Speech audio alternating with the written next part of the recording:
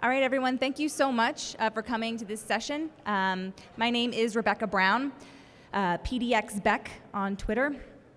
I'm not used to having a microphone this close to me. So the good thing about it, though, is that this is a really small stage, and I have a tendency to pace, so this will at least keep me from falling off. All right, so my background is threat intelligence analysis. I'm a co-author of the SANS Threat Intelligence course, Forensics 578. I've written a book with Scott Roberts called Intelligence-Driven Incident Response. But what a lot of people don't know about me is that in the 6th grade, I built a water filtration system for my science fair project. This is not an actual picture of my science fair project because I was born in the 80s and all of my childhood memories are like in a box in my parents' basement. This came from Pinterest, but it looks pretty similar to what I built. And it's significant because it kicked off a kind of strange underlying interest in water and water treatment that has followed me throughout my career, which has had nothing to do with the water systems. My mom, on the other hand, does have stuff to do with the water system, probably why I built that water filtration system in the 6th grade. She has her PhD in civil and environmental engineering, focusing in water reclamation and water reuse. And so she has always loved exposing us kids to the work that she did and the things that interest her and the things that she had a passion in. And so when she got her PhD, as any good daughter did, I went down for her graduation. And at the bar afterwards, she pulled me aside and said, hey, there's a couple master's students that I've been mentoring who are kind of working on some new problem sets in my area. And I mentioned that your specialty is in cybersecurity, and they would love to pick your brain on ways they can start to integrate that in their system designs, which I thought was amazing because whoever asks for help with cybersecurity as they're trying to design a project. So I said, absolutely, lay it on me. I've got so much good advice. I can absolutely help you. So there were 3 of them. The first one, how can we reduce greenhouse gas emissions from the disposal of wastewater sludge and recover energy from biosolid byproducts? I was expecting maybe a don't reuse your password and don't click weird links, but turns out that has not a lot to do with greenhouse gas emissions. The next one, how can we create simple, secure, and inexpensive treatment technologies to promote water reuse in the oil and gas industry? Oil and gas, I felt like I knew a little bit more about, mostly because they've been getting attacked lately and it makes the news and it's fun for a threat analyst to try and figure out what's been going on. But as far as how you can make these simple, secure, and inexpensive, I kind of wanted to say just pick 2 of those to begin with. Like going for all 3 is going to be pretty tricky. And then the last one, this is my favorite. I focused a lot on this. Distributed non-potable water reclamation plants are likely to be in our homes and businesses. So how can we design and operate these systems in a way that is safe and secure for the local residents? This is also known as urban water reuse, which is super hot right now. Like the millennials love to sit around their avocado toast and talk about how they can reuse water better. But turns out none of the advice I had gathered from my years of experience working in banking, financial, retail, managed services actually told me how a system that is trying to reduce greenhouse gas emissions, what needs they have, how am I going to secure that? I didn't understand what systems they used. I didn't know anything about their processes. And so these conversations and being asked for advice in a bar kicked off 2 years of research that culminated in my master's thesis on cybersecurity in the wastewater sector. And so that research is part of what I'm going to share with you today. But then also just some basics I learned along the way about how we as information security professionals can actually start to influence these processes, some of these innovative technologies, things that our world really, really needs right now and needs to be secure, how we can get in there and start to support them in a way that's actually going to be beneficial to them down the road. But first, we're going to talk about one of my favorite things to talk about, water. So here's a brief history of the water systems if you're not familiar. It's also really can come in handy if you do like that pub trivia, because I got all sorts of fun stuff.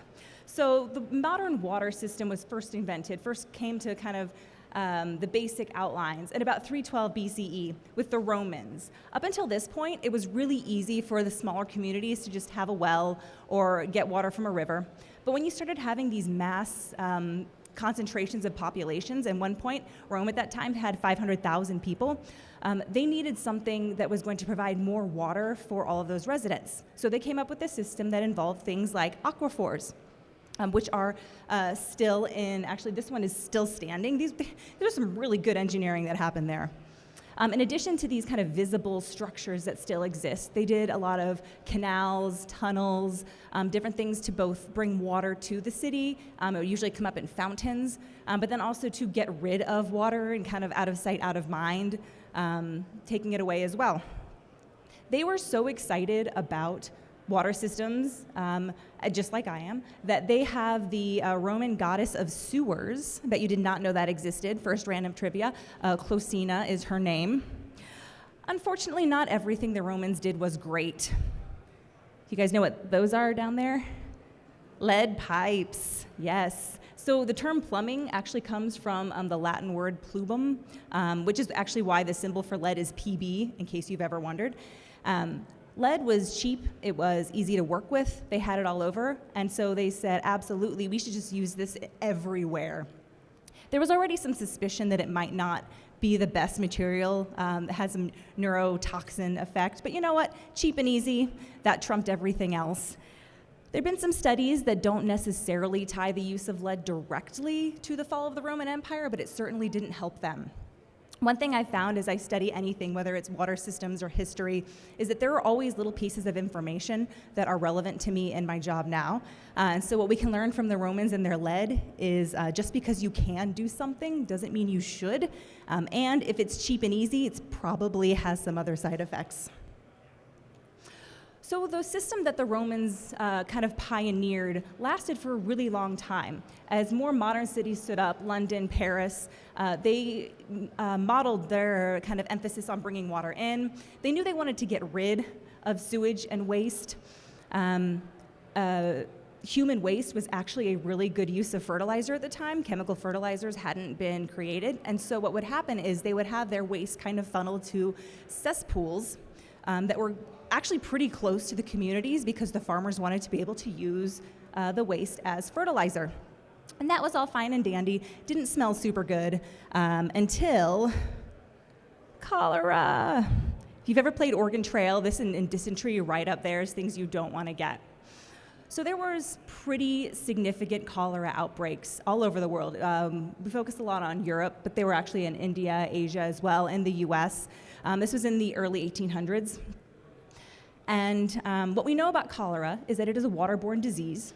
There's a lot of parts of the world that still struggle with this because it only takes a few thousand of the spores to infect somebody, and an infected person releases millions per day. Of course, back in the 1800s, bacteriology was a growing field, and they didn't know this. So what they thought was the cause of cholera was witches. I mean, we could all come to that conclusion, right? But they burned a few witches and cholera didn't go away. So they came up with the next very likely thought, which was normally cholera, an outbreak would affect a town and like half their population would get wiped out. And so they would think, who could have, if it's not the witches, who could it be? And there were these theories that neighboring towns, maybe other like ethnic groups who they didn't like, were coming into the town at night and poisoning their wells.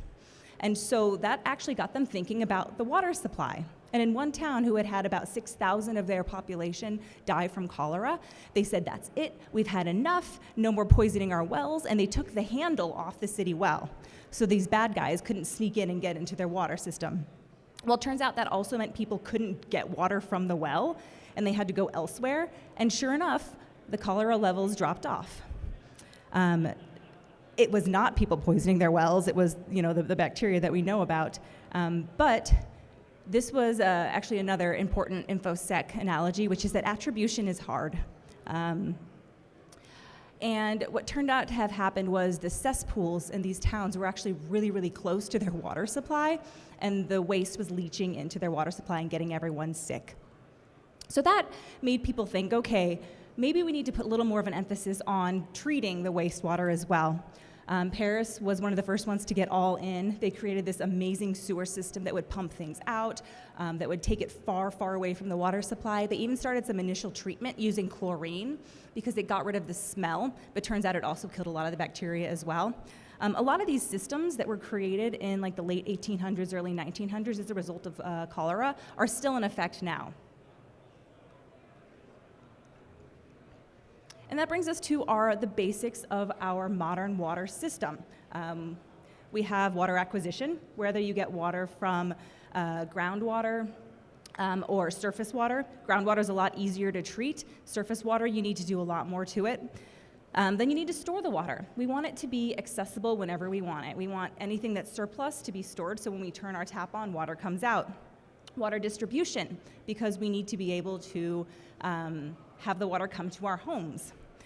And then that wastewater collection, that important piece that they learned, which was how do I get the waste away from my homes, businesses, and industries like oil and gas, and get it to a treatment plant where it can be processed to get rid of the bacteria, to get rid of a lot of the larger particles, and ideally reused, because water is a finite resource.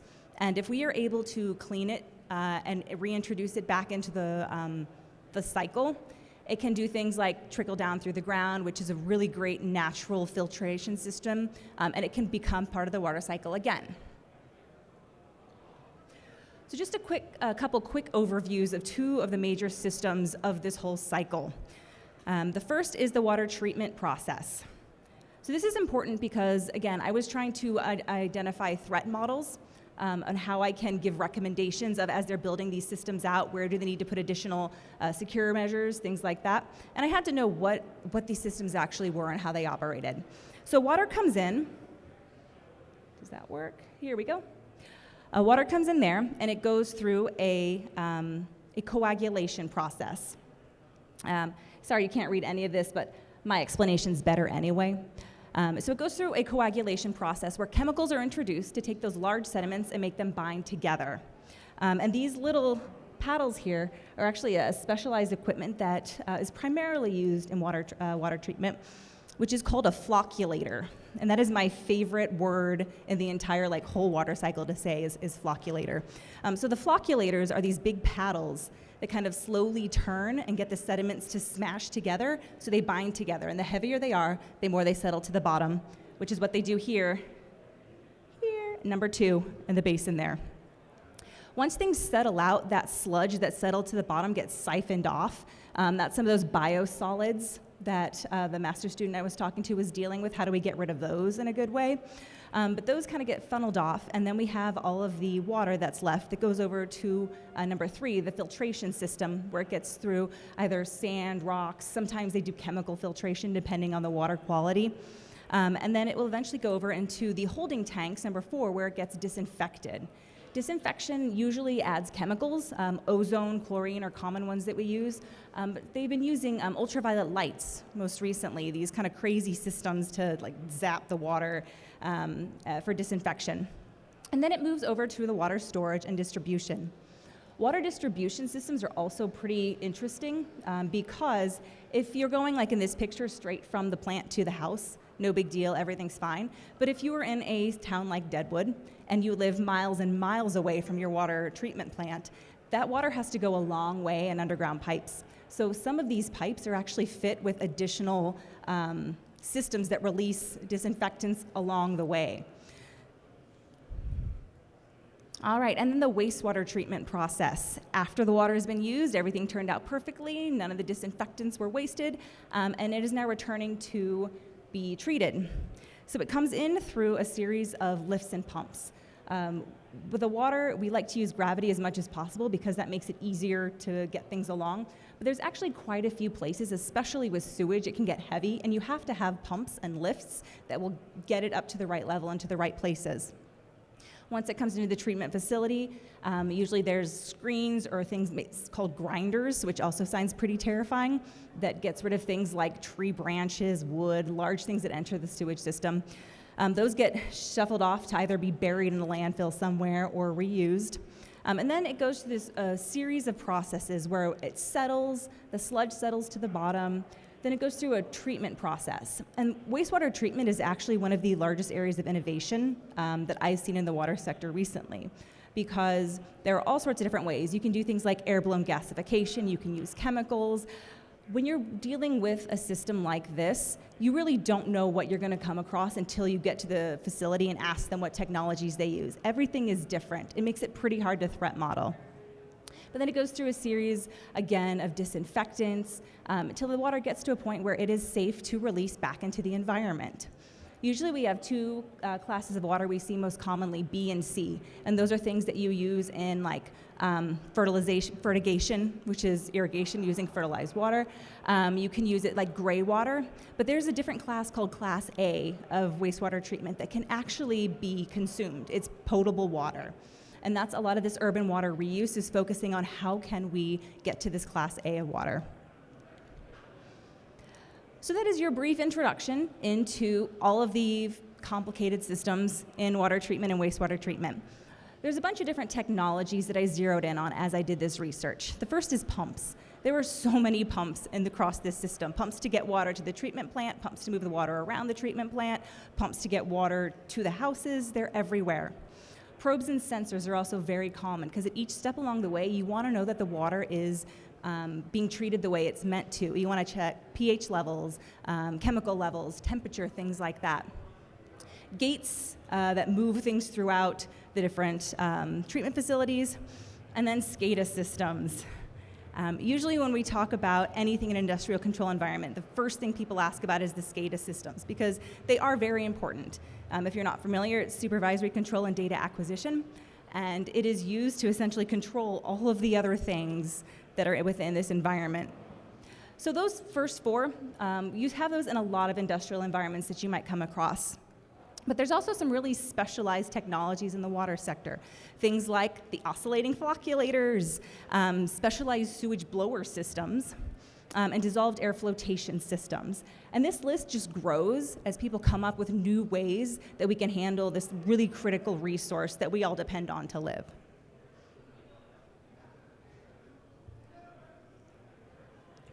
So that is your quick introduction to the water sector, so that way the rest of my research actually makes sense. And my portion, what I could do once I felt like I had kind of learned enough and knew what I was dealing with, was how can I do a threat assessment and a threat model where I can provide information on specific points that we see as kind of those weak choke points that adversaries might target, and make sure that we know how to secure them as we build out these new technologies. While some of the things that I was working on are new, like we talked about in the whole history section, some of the concepts go back thousands and thousands of years. And we had a quote from J. Edgar Hoover, might be why nobody knows it, because it turns out he's not the best guy to quote, but I'm going to do it anyway. It's long been recognized that among public utilities, the water supply facilities offer a particular vulnerable point of attack to a foreign agent. So it's not news that somebody might want to harm our water supply. After September 11th, there was a big emphasis on terrorist attacks. So a lot of the risk analysis frameworks that I looked at to try and use focused on terrorism. And modifying those for use in the water with cybersecurity threats was a little difficult, but not impossible. And since it was already something they were familiar with, I went ahead and tried to use, it's called the RAM-CAP, Risk Analysis Management for Critical Asset Protection, which is a framework that a lot of these, the critical resource sectors use. And the steps are pretty similar to what we use in a lot of existing threat analysis and risk management frameworks. You do asset characterizations, threat characterizations, consequence analysis, vulnerability analysis, and then the threat assessment portion. And then there's the risk resilience, where you say, okay, do I accept the risk? How well would I recover? And what else can I put in place? As I started to try and work down this, I realized even though I thought, cool, I'm done, I know everything there is to know about the water sector. I don't know if you guys heard, but I did a pretty awesome 6th grade science fair project. I'm good. I still was not in a good place to do this whole process by myself. That asset characterization, what is critical, what do I have? I got stuck from the very first step. I got fixated on the sewage blower systems because, I'm thinking I'm not a scientist, but like methane and boom, like that's bad. So if I could target all of these sewage blower systems and take those out, that would probably have a pretty serious effect on this plant. And I thought I was onto something cool. So I said, hey, like what if I just broke all of the blowers, even the backups, like everything? And they were like, wouldn't do much. I'm like, what do you mean that wouldn't do much? And they said, well, it would smell really bad, so please don't do that. But all those blowers did was get the smell out. It didn't result in like this combustible methane explosion that the plant was going to be destroyed. So if I hadn't double checked that, doing my threat analysis, I could have gone down the completely wrong track. So working through this process, both with the asset characterization of what's critical and with the consequence analysis. Okay, here's a system, here's the threat. If this threat had the impact on the system, what would happen? You can actually start to identify what are the real critical components of this network and how likely is it that they might be affected and how difficult is it for them to be impacted.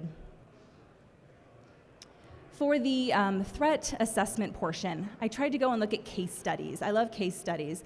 This is a gentleman at the Maroochy Shire wastewater treatment plant in Australia, which was the first known case of a cyber attack against a sewage treatment plant. It was an insider. And what happened, if you're not familiar with the way SCADA systems work, is we have the SCADA system that gathers data and regulates things, and it has certain parameters, so there's a lot of automation that is connected to different remote terminal units that control different portions of the whole system. So some might control the pumps. Some might be connected to probes that are checking for water levels, and if it checks that the level drops too far, it will automatically open a pump and shunt more water through. But since machines break, things could go wrong, something bad could happen, almost every system has this remote access functionality. So somebody could go in, log into the systems, check and make sure things are as expected, they're doing what they're meant to do. And in the case of Maroochy Shire, somebody who actually helped design this entire system was fired. So if that's not bad enough, not only was he fired from the contractor who upgraded all the systems, but after that, he actually applied for a position at the Maroochy Shire City Council and was told, like, pound sand, we don't need you here. So he was really mad at the plant, at the city, and turns out they hadn't disabled his access credentials to all of these remote terminal units. Yeah, what could possibly go wrong there? Well, over the next few months, he would drive, have his equipment, remotely log in to the different systems, and just start letting things through, start overriding alerts. The ones that would say, oh, hey, this sludge basin has not been settled long enough. It hasn't, the levels aren't good. And he'd say, no, it's cool, just let that water out, everything's good. Over the course of a few months, he released 237 million gallons of sewage into the surrounding area. Luckily, they caught him. He was sent to jail. He was fined. I think they revoked his access credentials at that point, but I'm not 100% sure. But so this is just one example, and I actually didn't find too many because it's not well publicized, of times when there were actual cyber attacks or incidents at wastewater treatment plants. And so I gathered all the data on the different things, what systems were targeted. Was it the wastewater? Was it the drinking? What was the technology targeted?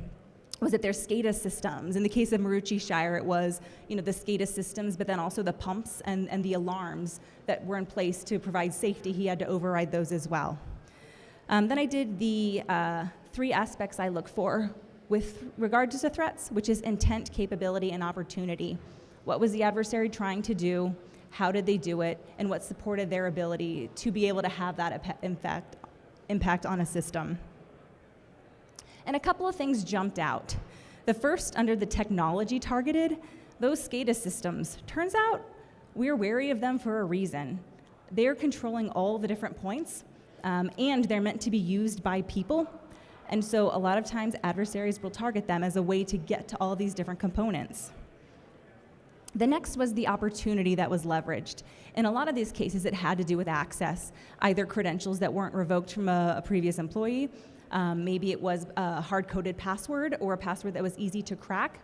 But my, change your password, don't use the same password advice that I wanted to offer my folks at the very beginning, it actually could come in handy here. because turns out those do have a significant impact on an adversary's ability to affect a system. And then the last was the unknowns. There were a lot of unknowns, even the system that was targeted in one of the cases. They just said, like, the utility is targeted, it was bad. There was not a lot of information because a lot of these systems aren't set up to log and to monitor, because when they were set up, people didn't care. They didn't think. They were worried about safety. They were worried about earthquakes, things like that. They were not thinking that somebody would intentionally, aside from the witches, we were always watching out for the witches, that somebody would intentionally harm the water supply. So now that we have the opportunity to rethink and redesign some of these systems, logging and monitoring and being aware of what's happening and why is incredibly important. So after the threat side, I switched to vulnerabilities. And this was a bit fun because looking for vulnerabilities specifically in the water sector, I had to go through ICS CERT advisories and extract relevant CVEs from them. And some of the advisories didn't even list the CVE number. They just described it. And it was like this hunt to try and figure out what they were talking about. But in the end, I was able to gather a pretty good sample of about 50 vulnerabilities that had been found in the past few years. And there were some pretty interesting aspects to, I guess, where the most impact was. And if you notice, it is on remote and low skill level needed to exploit. Over half the vulnerabilities fit that category. There were a lot fewer local vulnerabilities that were found than remote. My suspicion is because it is really hard to get a water treatment or a water plant let you in to come test their tools.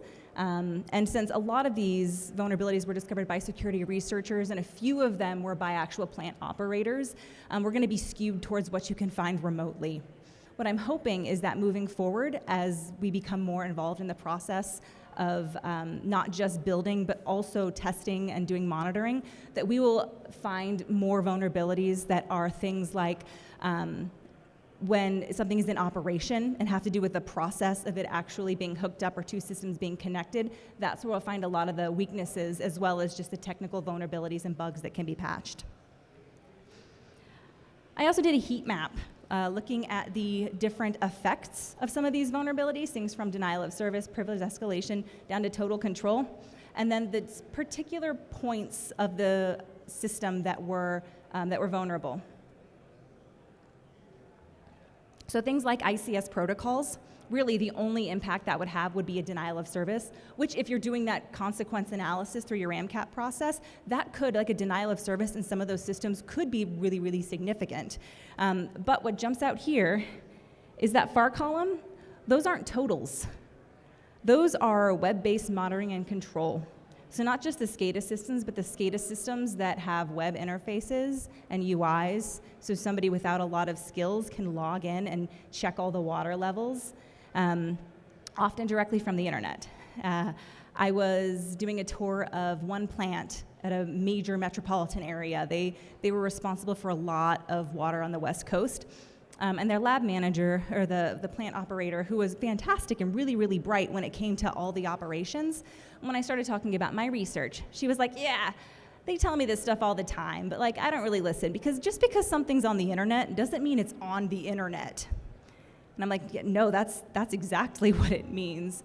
So we had some work to do there. I told her to change her password, don't click links, everything's fine. But this web-based monitoring and control is how a lot of people are able to get in and impact systems, not just in the water sector. We have this across the entire critical facility sectors.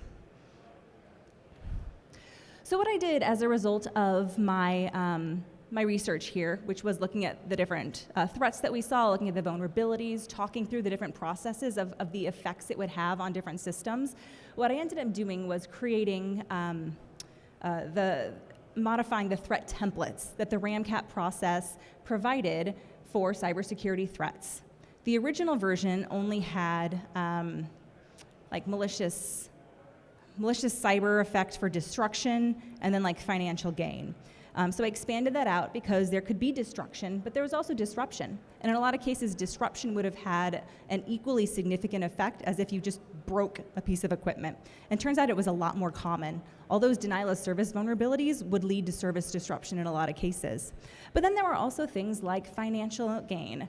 One of the incidents that caused an impact at a Florida water treatment facility was a Bitcoin miner or some crypto coin miner on their routers that basically overwhelmed the routers, and then the systems couldn't communicate with itself. That had nothing to do with targeting the water sector or the water supply. It had to do with making money. So that is actually a legitimate threat that these sectors need to care about.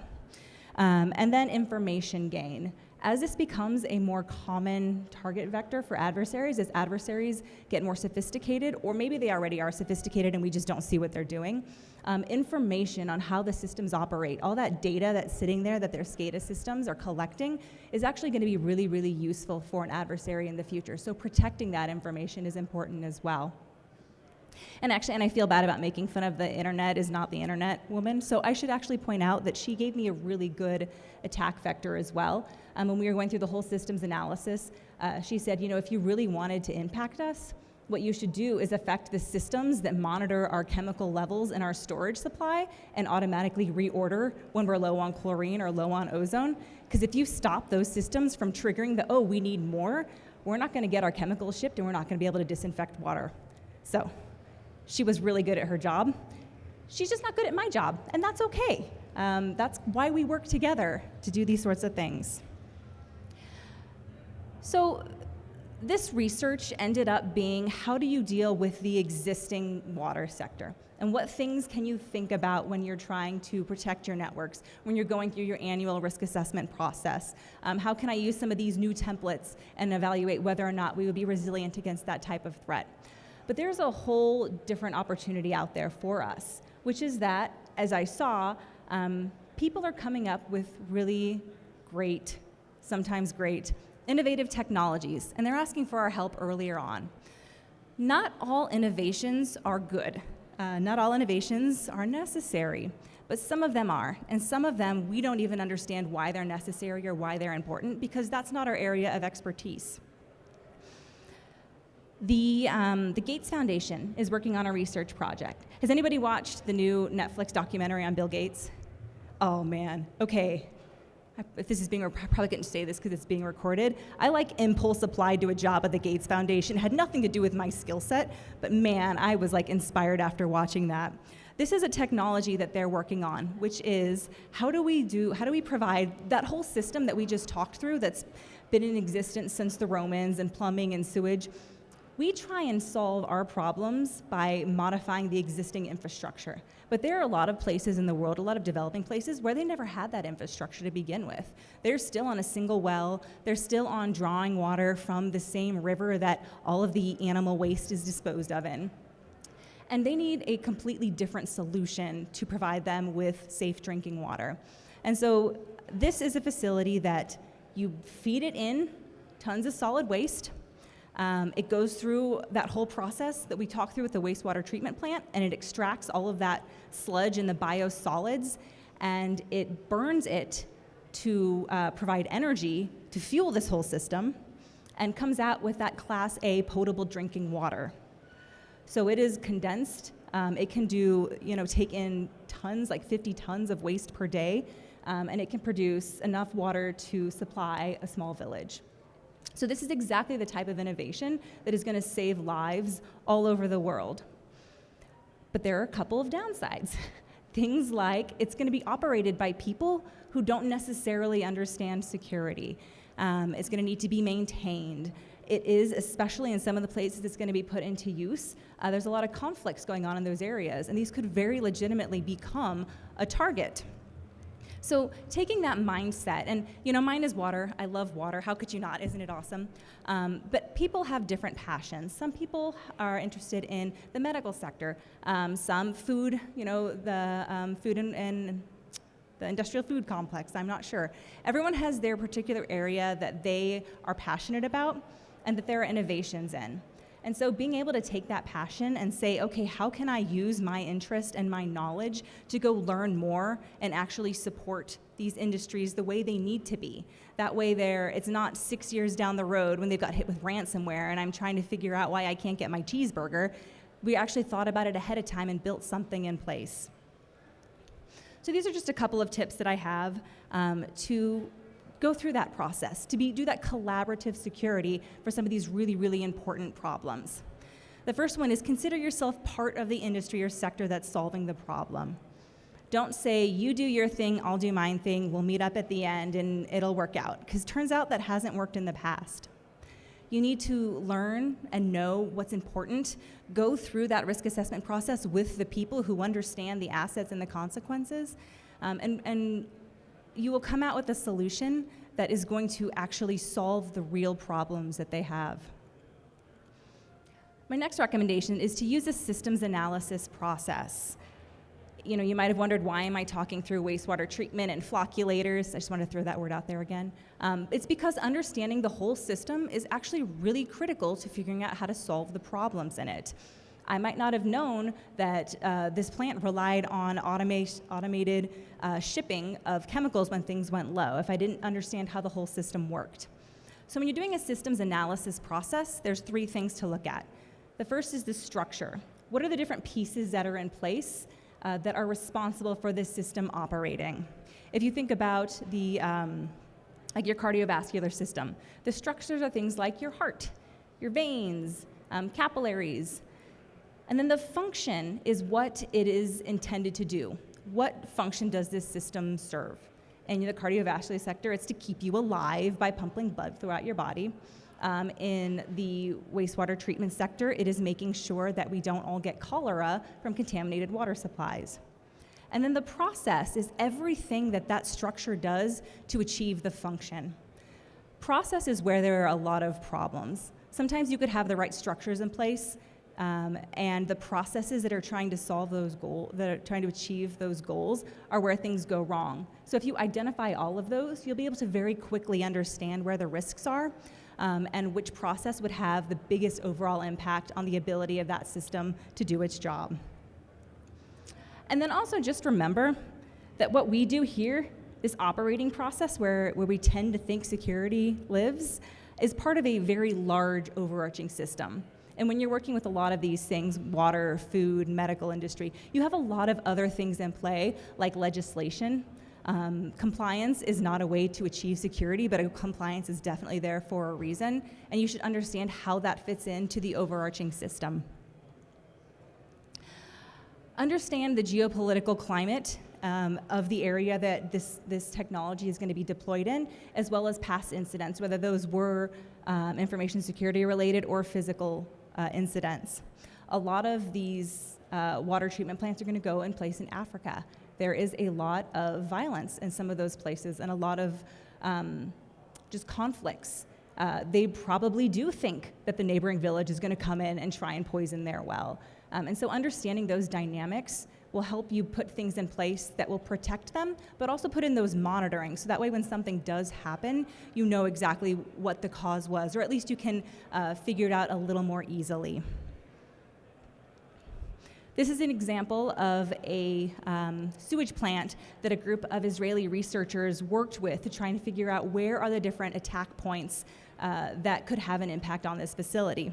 And so they actually went through and they did a map where they said, okay, I would physically attack this tank. That is a physical attack I would do. Or I would logically attack the link between these two components.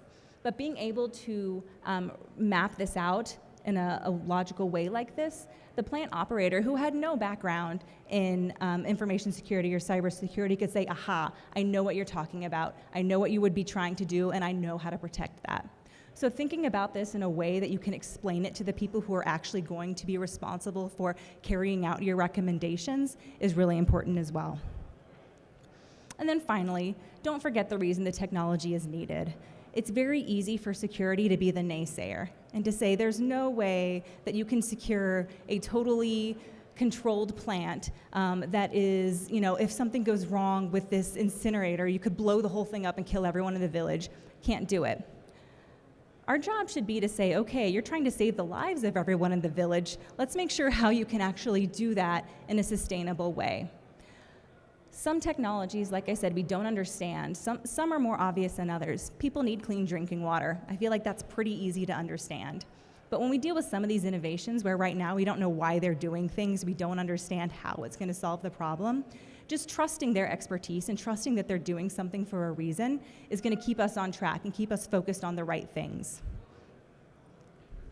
So that is all I have for you today. Here is a very abbreviated, don't even worry about this. I just wanted to let you know that I used a lot of different resources in my research. Dragos at the bottom especially helps me out a lot with the vulnerability analysis portion of it. The American Waterworks Association has done some really good work into some of the basic cybersecurity practices that are going to help organizations. But what I did, and this is terrifying, is I put my entire thesis up on GitHub. So if you feel interested in reading 50 pages on the water sector, or you can't sleep tonight, check it out. My whole list of resources is there. Thank you, and any questions? I think we've got some time for them. Yes. Oh, thank you.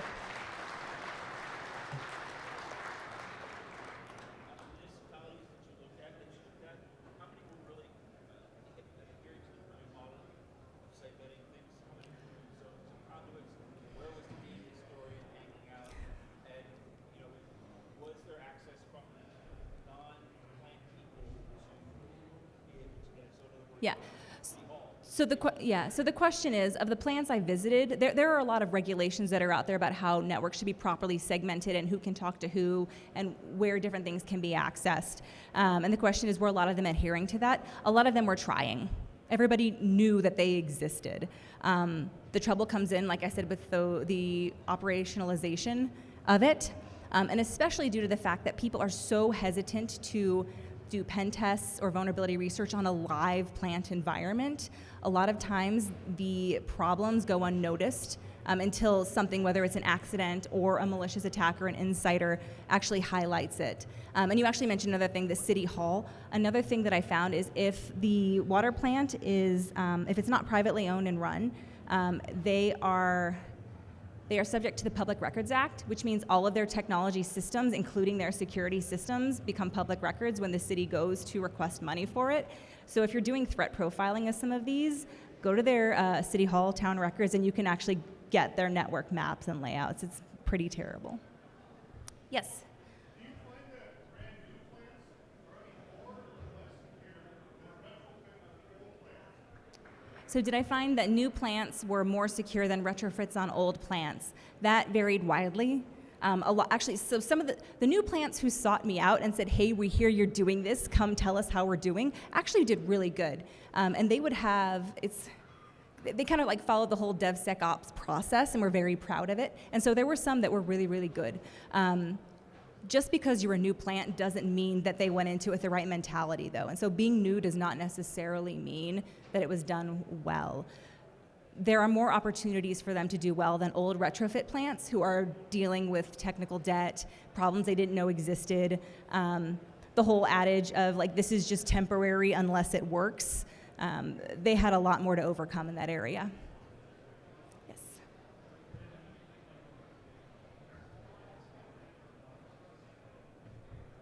So do they have anything like compliance? They have certain things around safety, which NERC has a lot of as well. That's typically what they focus on. There are some NIST guidelines that provide them some basic things that they should do, but those are all voluntary. As far as I know, there are no compulsory regulations around cybersecurity in the water sector, aside from safety-related ones.